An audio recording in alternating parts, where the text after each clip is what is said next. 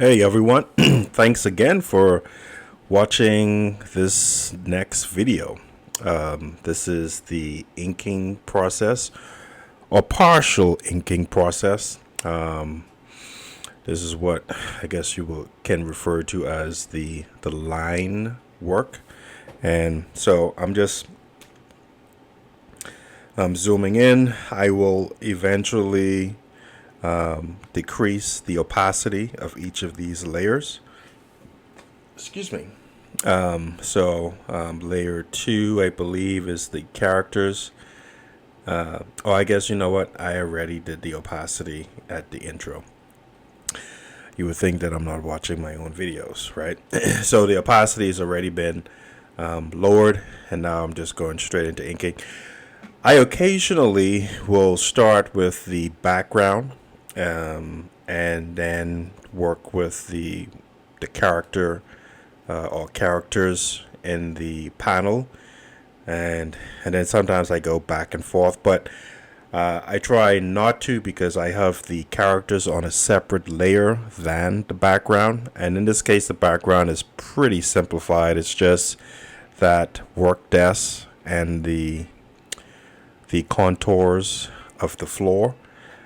So it's pretty, it's not as it's not as complex as episode 76, where I had quite a bit of background activity in the illustration.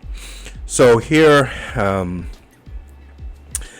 my penciling is very refined, and so my inking will follow, I want to say, 90% of where I have penciled, and so it's not so much it is the sketch layer, but it's not the construction lines of a sketch, if that makes sense.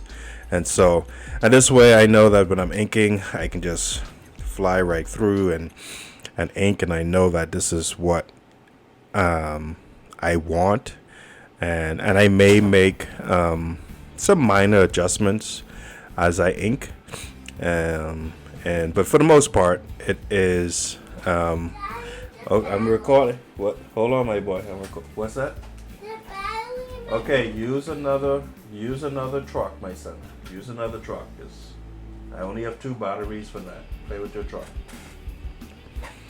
So that's real life. I don't think I'm going to cut that out. But I will eventually end my commentary, and then I'll speed up the video. Where was I? Yes. So inking. So I keep the penciling very refined, so that way when I'm inking, I can trust that, hey, this is where this line goes, and this is exactly the construction of the illustration. So this, I'm mostly doing the line work. I may add some shade spots around the collar, but I have a separate layer for the ink shading, and I do that particularly since I'm working digitally. I actually did that also when I inked traditionally, where I add just big coverage of shadows. I tend to leave that for a separate sitting.